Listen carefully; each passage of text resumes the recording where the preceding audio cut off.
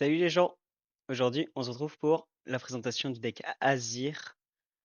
Alors, Azir, qu'est-ce qu'il nous dit? Il nous dit que nos Sand Soldiers ont le Weapon Master. Déjà, qu'est-ce que c'est un Sand Soldier? C'est tout simplement un token. Un token qui a 2 de might, comme vous pouvez le voir ici, ils sont très jolis. Euh, et du coup, il nous dit que, déjà Weapon Master, je vais rappeler ce que c'est. Weapon Master, c'est que quand l'unité arrive, elle peut attacher un équipement pour un power de moins. Comme vous allez le voir dans le deck, on va jouer beaucoup d'équipements.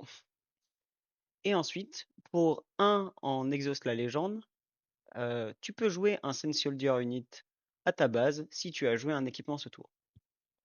Donc, comme vous allez le voir, on joue un nombre de gears assez constant, c'est-à-dire 1, 2, 3, 4, 5. Genre, on joue littéralement 15 gears dans le deck. Donc ça fait un ratio assez stable pour en toucher et pour en jouer dès le départ. Et pour pouvoir en jouer à peu près un tous les tours, c'est acceptable. Donc, on va lire par exemple les nouveaux gears. Enfin, ils sont tous nouveaux, mais les plus intéressants. Du coup, il y a le Eyes of Herald, qui est littéralement un des meilleurs starts parce que il nous dit que l'unité équipée a quand je move, je crée un token 1-1 ici. Donc, vous savez, c'est les recrues, c'est les petits tokens de Victor là. Donc, c'est super cool parce qu'en fait, ça nous permet de rapidement flood le board, genre de remplir le board, le board et de faire cette petite armée de tokens. Ensuite, on a le Doranshin qui va donner tank à une de nos unités, donc c'est très pratique si jamais on veut protéger certains. Ça, c'est ma petite préférée, les petits ciseaux là, parce qu'il nous dit que quand ton unité meurt, tu vas draw 1, et du coup, on peut la rééquiper tous les tours un token pour du coup draw 1 assez constamment et être assez stable. Le Brutalizer qui lui est vraiment pas mal, il dit que lui, quand elle a été attachée ce tour, elle donne plus 2, donc ça veut dire que pour 2, tu vas donner 3, ce qui est vraiment très fort. Autour de ça, du coup, il nous reste un gear, bien sûr, la BF Sword, qui est vraiment porte bien son nom. La Big Fucking Sword n'a jamais aussi bien porté son nom parce que donner 3 de might, c'est big. Alors, comme légende, comme Chosen Champion, j'ai choisi de jouer ce Azir. L'autre Azir est vraiment, je trouve, très mauvais pour le deck. Mais par contre, celui-là, c'est un Azir qui coûte 4 pour 4 et qui nous dit qu'il a Accelerate. Et vous allez comprendre pourquoi c'est très important. Parce qu'il dit que quand j'attaque, je peux bouger n'importe quel nombre d'unités à ce champ de bataille.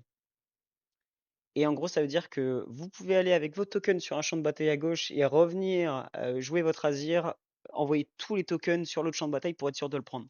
Et en plus, ce qui se passe, c'est que vous allez pouvoir la plupart du temps protéger votre Azir si vous avez plusieurs Doran Shield qui vont permettre à vos soldats de tanker. Parce que du coup, vos soldats, genre, on n'oublie pas qu'ils ont 2 de base et du coup, si la tank, ça fait que t'as des tanks à 3. Donc ça fait des bonnes stats pour pouvoir tanker. Autour de ça, du coup, on va jouer des cartes comme Kill the Weak, parce que nous, ça ne dérange pas de tuer des unités vu qu'on va en avoir beaucoup. Classique pour les decks à synergie token. Hidden Blade, qui, pareil, dans les synergies token, va pouvoir permettre parfois de simplement tuer nos propres unités pour piocher dans certains setups ou éliminer une meute, bien sûr, mais les decks tokens ont cette spécificité-là de pouvoir profiter du double effet de Hidden Blade. Et bien sûr, je vais vous parler de la carte qui, pour moi, rend le deck complètement stupide quand tu la joues plusieurs fois. Genre, je sais pas si vous voyez dans le set 1, quand en set il faisait Showstopper, Showstopper, Showstopper. Vous voyez, genre, c'était des games qui étaient durs à monter. Bah, quand Azir il va te faire plusieurs fois Eurise, tu vas voir très flou. Parce que ça dit, tu joues un soldat pour chaque équipement que tu contrôles et t'en mets 2 ready.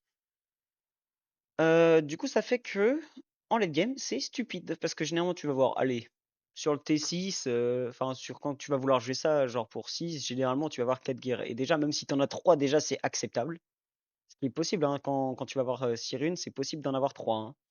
Parce que, genre, T1, tu fais ça, T2, tu fais ça, et ça part très très vite, hein. Les gars, vous allez voir, ça part extrêmement vite.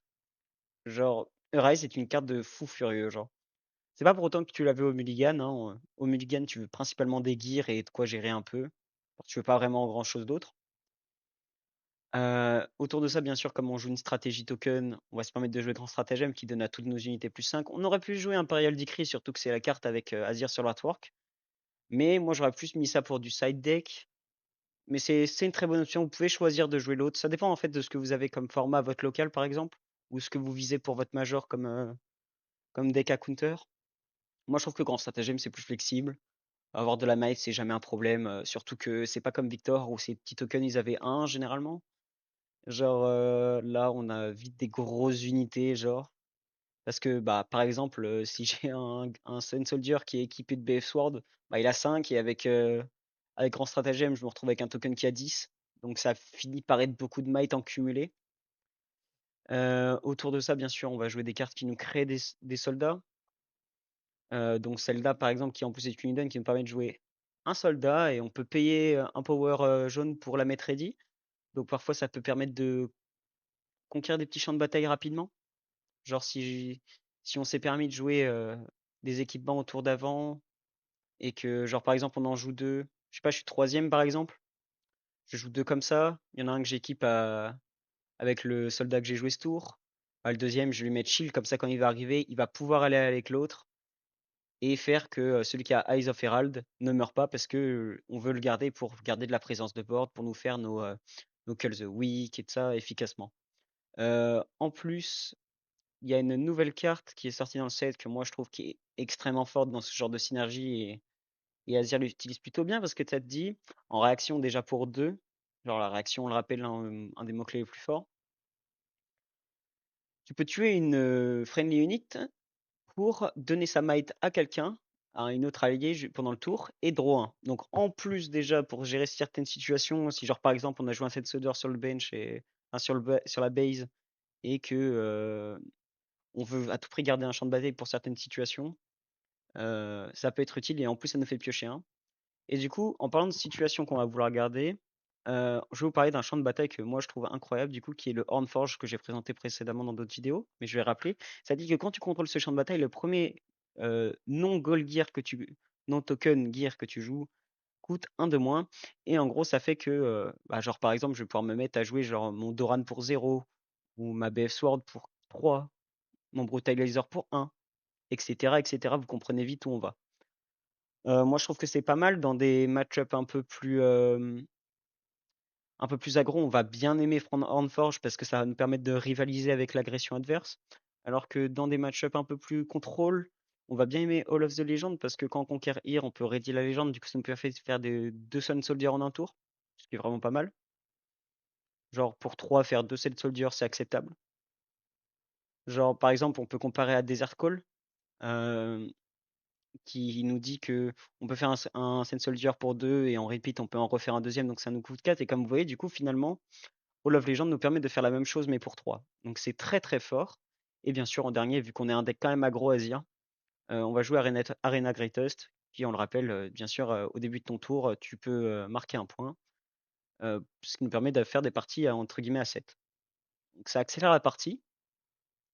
Voilà, j'ai rien à dire de spécial d'autre sur ce deck. En petit défile, on aurait pu jouer Not Too Fast parce que Not Too Fast coûte 2 et qu'elle est plus forte avec les ratas des rolling qu'il y a eu par rapport au fait de cibler et de ça. Et en fait, je trouve que dans Azir, vu qu'on a tendance à cracher notre main, entre guillemets, cracher, c'est un terme un peu agressif, mais on a tendance à vouloir vraiment jouer toutes nos runes pour être le plus efficace possible. Bah, en fait, souvent garder 2 mana open, c'est difficile. Alors que Defile, ça reste acceptable. On peut pas counter tous les spells du jeu, mais la plupart qui peuvent nous embêter, ça peut être très utile. Voilà. Euh, Moi, ce que je vous conseille, c'est qu'Azir, c'est vraiment un très bon deck. Ça a plein de bons match-up. La plupart du temps, quand vous allez perdre un peu tout seul. C'est-à-dire que parfois, c'est que vous allez manquer un peu de gear. Que par exemple, vous ne touchez pas vos cartes de fin de game qui sont grand stratagème ou Arise, qui vraiment bah, simplifient certaines situations et pas les toucher. Ça fait qu'il y a certaines games qui deviennent bizarres. Genre vraiment, enfin, ne pas toucher Arise, genre ne pas activer un seul Arise de la game, parfois ça va être bizarre parce que bah, ce spell signature est juste broken, genre. Voilà. J'espère que cette présentation de deck vous a plu. Pensez à vous abonner, à liker la vidéo, à mettre un petit commentaire sur ce que vous voulez voir comme deck prochainement. Et salut les gens!